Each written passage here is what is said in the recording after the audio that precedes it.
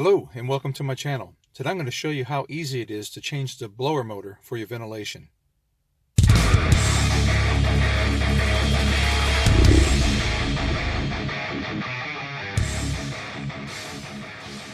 haven't uploaded any new content in a while, and that's because I've been happy with the car.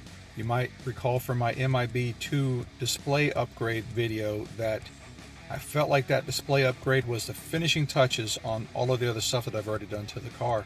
Check out my website at StealthGTI.com to see what I'm talking about. And I've just been driving and driving and driving. Car is 2 years, 2 months old, and I have 71,000 miles on it already. Just before the 70,000 mile mark, I started hearing some strange sounds out of my fan, my blower motor for the ventilator, and that surprised me. Being a car as young as it is, I figured maybe I had a leaf that had made its way down through to the motor, but that wasn't the case. And so I concluded that I needed to replace the fan.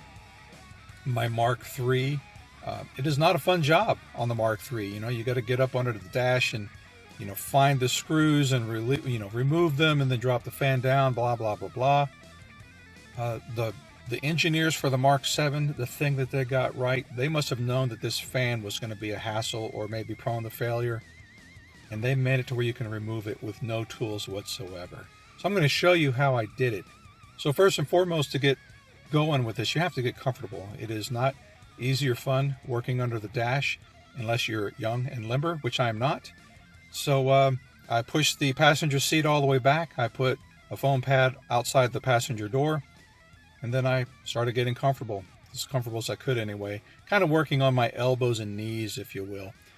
And the first thing I needed to do was remove the foam pad that is beneath the glove box. It's like an insulating pad, and it's very easy. There's a couple of screws. I'm calling them screws as a very loose term. They're just like kind of like little finger knob things. One of them is just under the hinge of the glove box on the right, and the other one is back further toward the left, toward the center of the car, front center, if you will. So like I said, there's two of those, and so once you get those out, then the foam pad just comes right out. Don't be too aggressive with it because you might tear it, but it will come out without any hassle. Just pull it down to clear any mounting holes, and it comes right out.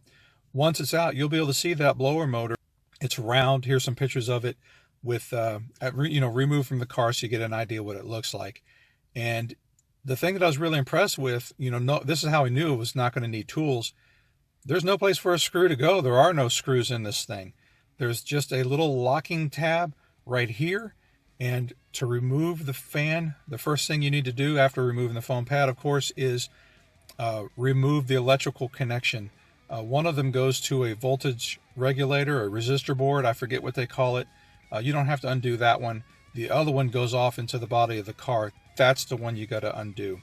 Once that's undone, you take that tab and you pull it down about a millimeter or two, and then rotate the fan maybe not even 1/8 of a turn, maybe 1/16 of a turn. You just got to barely turn it. You'll feel it come loose right away, and then it falls right out. Just guide it out, and it's in your hand. Bam, done.